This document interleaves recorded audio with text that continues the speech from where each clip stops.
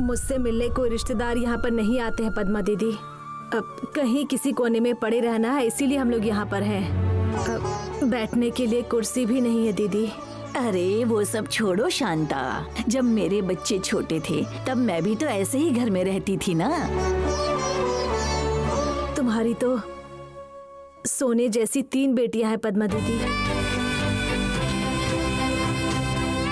मुझे देखो, इस आदमी के भरोसे पर। अब रो मत शांता। शांता दीदी, आप रोइए मत। एक बात कहूँ क्या, आज अगर मुझे माँ होने का सच्चा एहसास मिला है तो आपकी इन 3 बेटियों की वजह से।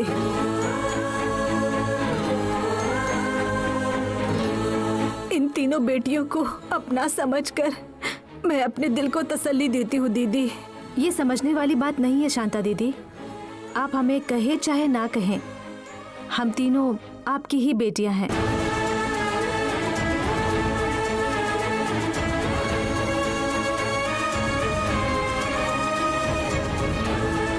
पद्मा दीदी की अच्छाइयां तुम तीनों में भी आ गई है। आज अगर तुम लोग मेरी जिंदगी में नहीं आते तो मैं तो कब की मर चुकी होती। मत रो शांता। क्या है शांता, ऐसी बात क्यों करती हो तुम? हाँ, जब हमें जरूरत थी तो हमारे दुख में भी तुमने कितनी सहायता की है। अगर तुम नहीं होती तो मैं इन तीनों को कैसे बड़ा कर पाती, बोलो?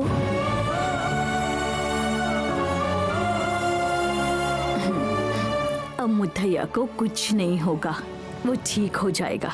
तुम अपने आप को संभालो।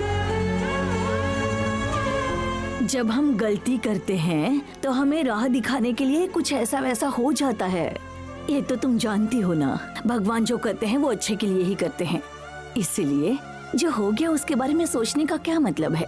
देखो, अब ये रोना धोना बंद करो। हाँ शांता दीदी, मुत्तू भैया ठीक हो जाएंगे।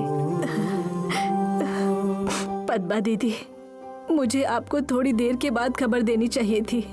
मेरी वजह से सहाना के रिश्ते की बात आधे में ही रुक गई। मुझसे गलती हो गई। नहीं शांता दीदी, आपने बिल्कुल सही किया। नहीं तो वो गोपाल और राजेश्वरी जब तक हमारी शादी नहीं हो जाती बैताल की तरह हमारे सर पर घूमते रहते।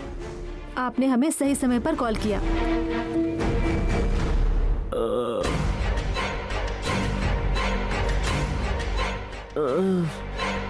मैं कहाँ हूँ? चुपचाप सो जाइए, आप अपने घर पर ही हैं। घर पर?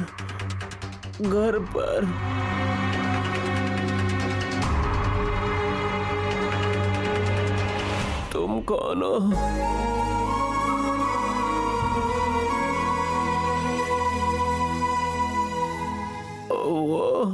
वो सब कौन है?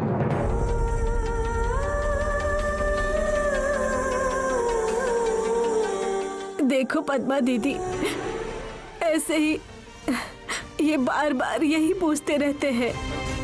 शांता, मुथैया के लिए मैं अपने घर से खाना और तुम्हें जिस चीज की जरूरत हो वो सब भेज दूंगी। पद्मा दीदी, मैं कल से काम पर आना चाहती हूँ। कोई जल्दी नहीं है शांता, मुथैया की तबीयत जरा ठीक हो जाने दो, उसके बाद आ जाना। वैसे भी मंजू तो है ना, सब कुछ संभाल लेती है। अब मैं चलूँ? ठीक है पद्मा दीदी। शांता दीदी, हम चलते हैं। ठीक है बेटी, किसी चीज की जरूरत हो तो कॉल कर देना।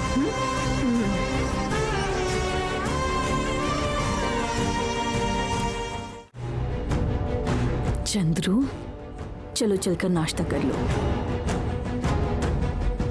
मुझे तुमसे कुछ बात करनी थी। कल जब तुम घर से चले गए थे। माँ, तुम्हारे बोलने से पहले मैं तुमसे कुछ कहना चाहता हूँ। क्या बात है बेटा? वो मैंने तुमसे एक झूठ कहा है।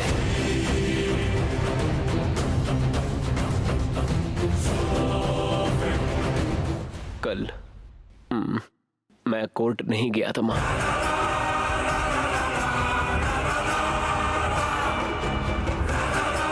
वो मैं वसु को देखने गया था।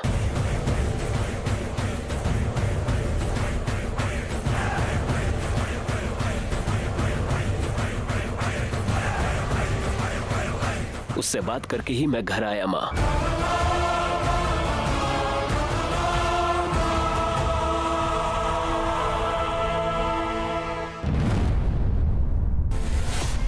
क्या कहा? उसके बाद उन्होंने क्या बात किया मैं पूछ रही हूँ तो तुम कह रही हो कि कुछ भी नहीं। अरे इतनी बड़ी बात हो गई है और उन लोगों ने कुछ भी नहीं कहा। मैं सच कह रही हूँ दीदी। मैं भी बस इसी बात के इंतजार में थी। वो आपके बारे में कुछ बात करेंगे, आपके नाम पर रोएंगे। ऐसा कुछ भी नहीं हुआ दीदी। दीदी मैं बाद में फोन करती हूँ। मंजू, इसकी तो कहीं ये उस पद्मा के साथ मिलकर मुझसे झूठ तो नहीं बोल रही है?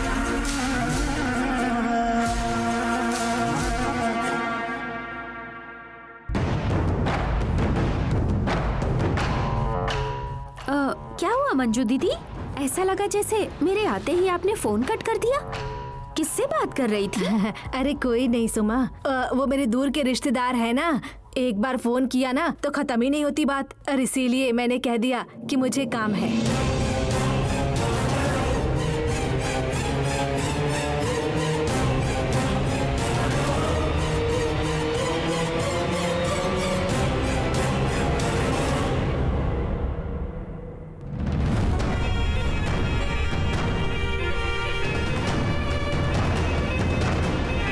माँ, मैं कॉलेज जा रहा हूँ। मामा, वैसे भी तुम्हें कोई काम रहता नहीं है, आओ मुझे कॉलेज तक छोड़ दो। क्या है रे? मैं शांत बैठा हूँ तो तू ज्यादा बोल रहा है क्या? अरे ऐसी बात नहीं है मामा, उस दिन तुम मुझसे कुछ पूछ रहे थे ना, तो उसके बारे में मुझे ज्यादा जानकारी हासिल करनी थी। ए, चुपचाप जा यहाँ से। मेरा दिमाग क्यों खराब कर रहा है? ए, तू क्या कर रहा है? तेरे मामा की वजह से पूरे गांव में सर झुकाने की नौबत आ गई है। ऐसा काम तू मत करना। जाओ जाकर अच्छे से पढ़ाई करो।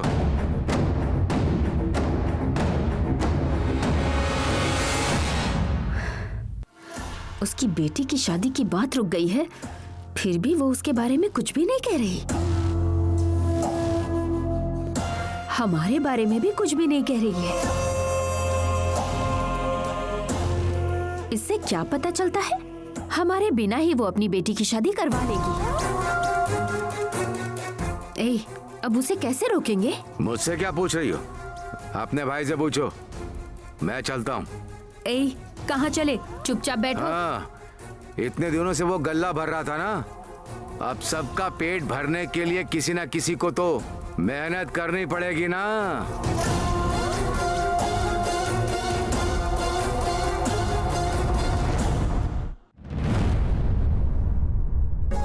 बेचारी शांता को उसके पति के साथ जो हुआ उस दुख से ज्यादा उसे इस बात का बुरा लग रहा है कि उसकी वजह से सहाना का रिश्ता टूट गया। अब किसी तरह उस मुथैया की तबीयत ठीक हो जाए बस, और कुछ नहीं। माँ, क्या हुआ बेटी? मुझे आपसे कुछ बात करनी है।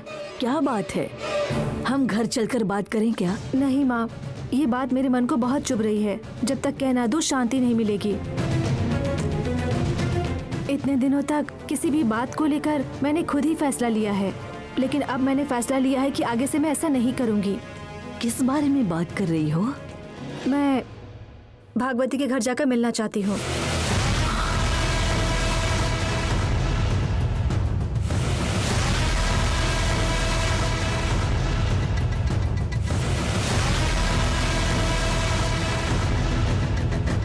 उनके घर जाओगी?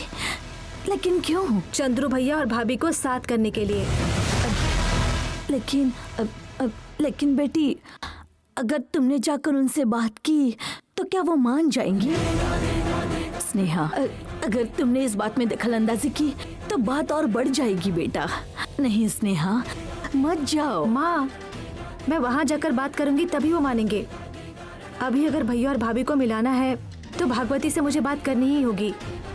अरे रे, ये तुम क्या कह रही हो बेटा? भागवती के बेटे के खिलाफ किसने कंप्लेंट की है ये अगर मैं बता दूंगी तो भाभी को भैया के साथ घर भेज देंगी, ऐसा उन्होंने कहा है। इसीलिए मैं जाकर उन्हें सब सच बता देती हूँ।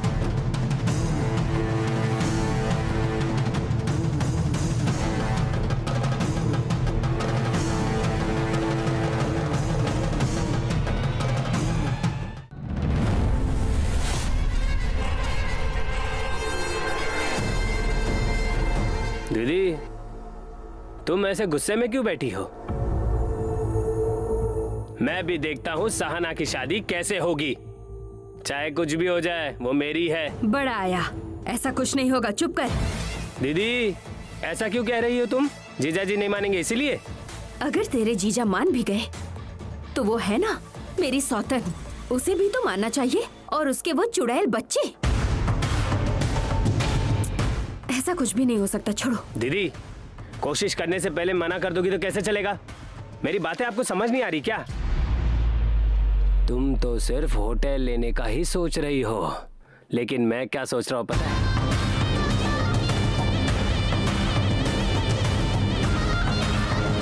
वो पद्मा और उसकी बेटियों को अपनी मुट्ठी में करने का प्लान बना रहा हूँ।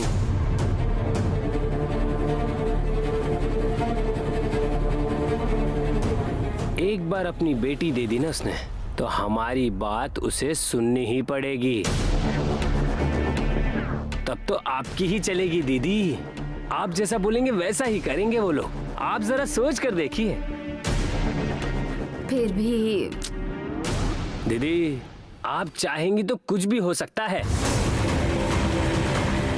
बेटी की अगर खुशी चाहती हो तो घर छोड़कर इस गांव से चली जाओ, ये भी सुनेगी आपकी बात।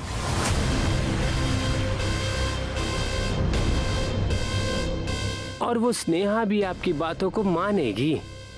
सोच कर देखिए दीदी। इतने दिनों से हारते आ रहे हम, अब देखना हम जीतेंगे।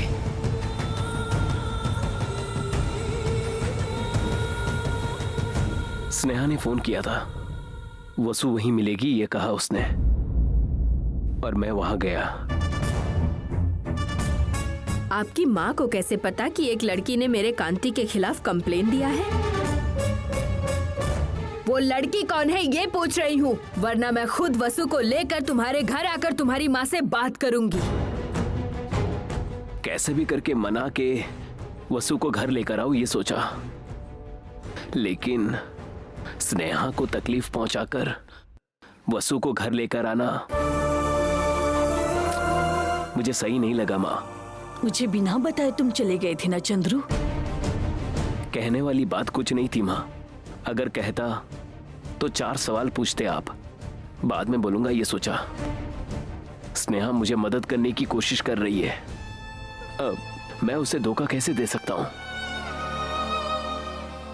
आज के बाद आपसे चुप कर मैं कुछ नहीं करूंगा माँ, और आपको तकलीफ पहुंचने वाली बातें बिल्कुल नहीं करूंगा। लेकिन अपने दिल को तो तुमने चोट पहुंचा ही ना चंद्रू।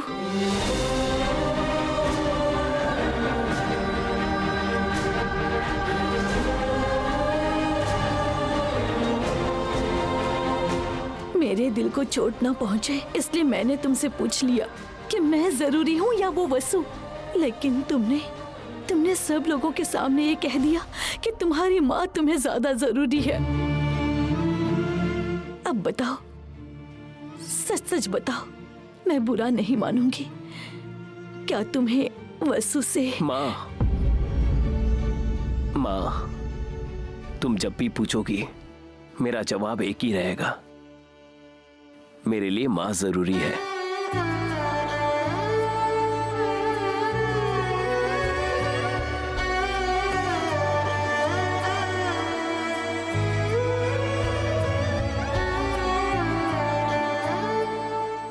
ठीक है बेटा, तुम्हारे इतने बोलने के बावजूद अगर मैंने तुम्हारे लिए कुछ भी नहीं किया तो गलत हो जाएगा।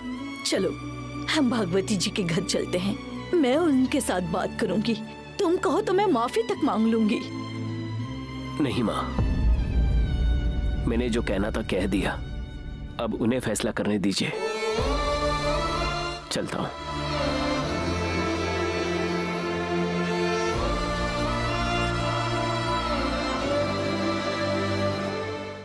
बता दूंगी तो तुम मुझे मना कर दोगी, ये बात मैं जानती थी।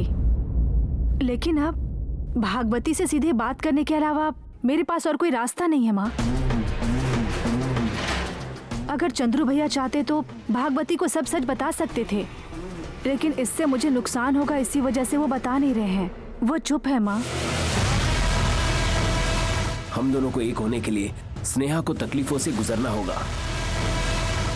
कांति के खिलाफ कंप्लेंट करने वाली लड़की का नाम बताए तो ही तुम्हें घर भेजेगी, ऐसा सासू माँ ने कहा। स्नेहा को तकलीफ देकर हम दोनों को एक होना चाहिए क्या वसु? इस बारे में स्नेहा को कभी पता नहीं चलना चाहिए वसु। अरे जब चंद्रू खुद बोल रहा है कि तुम्हें ये बात पता चलनी नहीं चाहिए, तो इसके पीछे जरूर कोई वजह होगी ना। अब उसको पूछे बगैर तुम सीधे भागवती जी के घर चली जाओगी। अब पता नहीं क्यों मुझे सही नहीं लग रहा है स्नेहा। अगर मैं भैया को बता दूंगी तो वो बिल्कुल नहीं मानेंगे, मुझे वहाँ आने से रोक देंगे। वो उन्हें हमेशा मेरी फिक्र होती है माँ। लेकिन भागवती का मुझ पर गुस्सा होना, मुझे इससे कोई फर्क नहीं पड़ता। अगर मैंने उन्हें सच बता दिया और अगर मेरे ऐसा करने से भैया भाभी एक हो जाते हैं तो इसमें क्या गलत है माँ?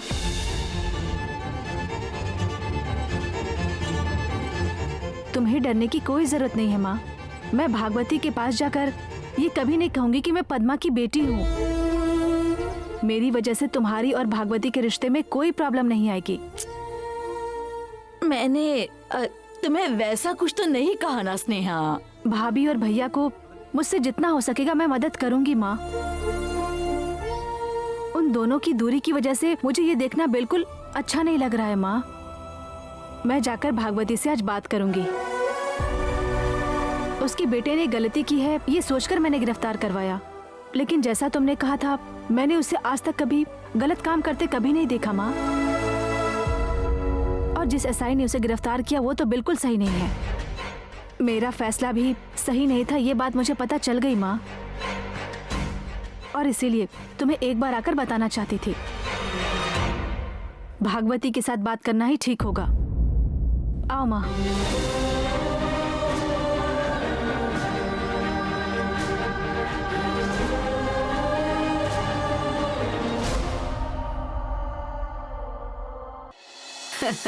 तुम दोनों ने कितनी अच्छी खबर सुनाई है सरला।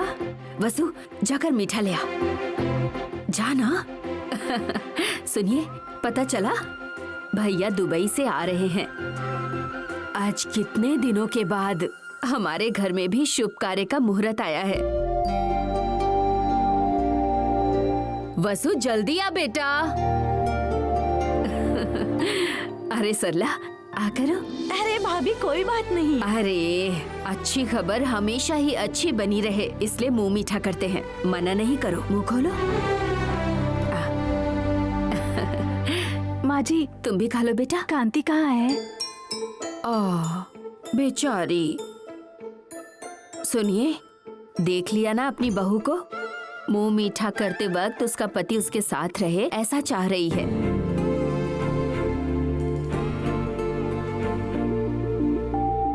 कुमारी का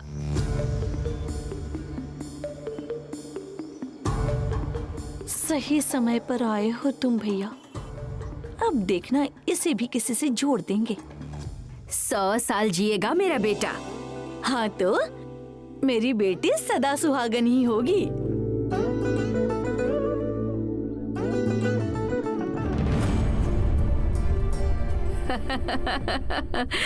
कांति, तेरे ससुर दुबई से वापस आ रहे हैं। ये ले, मुंह खोल। नहीं नहीं, रुको। पूर्वी, तुम आ जाओ।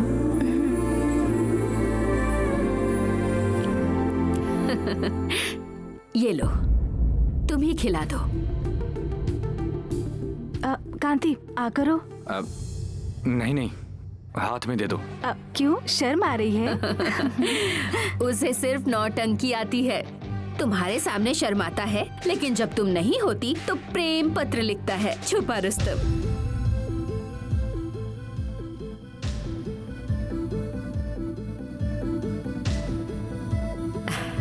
और सरला, क्या भैया ने बताया कि वो दुबई से कब वापस आ रहे हैं? सारा काम तो खत्म हो गया है भाभी, वीजा मिलते ही तुरंत आ जाएंगे। ओह, अच्छा है, अच्छा है।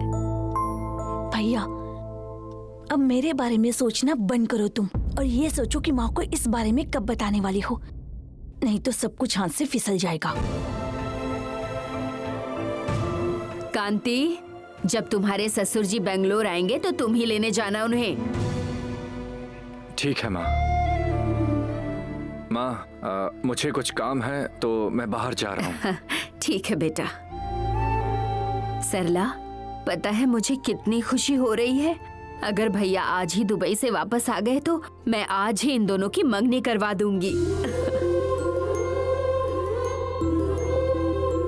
ये भी ठीक है, मंगनी तो बाद में आराम से करनी ही है, लेकिन कौन से डेट पर करना है ये तो हम आज ही तय कर सकते हैं। मतलब? मैं आज ही पंडित जी को बुला लूंगी। अगले हफ्ते के बाद जो तारीख शुभ होगा वही तारीख फिक्स कर लेंगे। तो जब भैया आएंगे तो सिर्फ हमें मंगनी ही करनी होगी। बहुत बढ़िया सासू माँ, सबको आपकी तरह ही फास्ट होना चाहिए। बुलाइए माँ जी।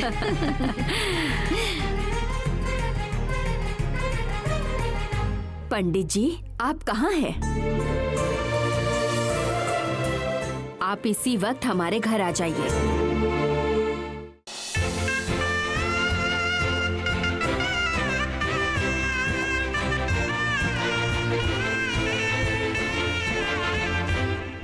हाँ, पूरे गांव में शुभ कार्य की तिथि मैं ही तय करता हूँ। भागवती के घर में ऐसा दिन कब आएगा, मैं इसी दिन का इंतजार कर रहा था, और देखो आज दिन आ गया। अगले हफ्ते के बाद कोई अच्छा दिन है या नहीं देखकर बताइए ना पंडित जी।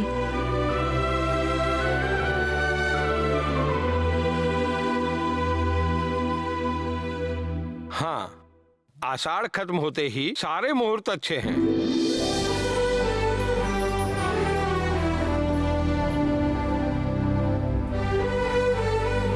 इतने दिन आपको शायद इसी पल का इंतजार था। अब हर एक दिन शुभ मुहूर्त का दिन है।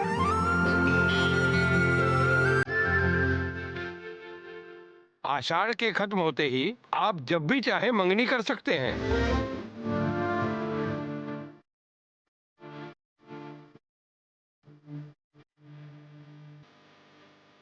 फिर भी मैंने तारीखों में से सबसे अच्छी तारीख निकालकर इसमें लिख दी है।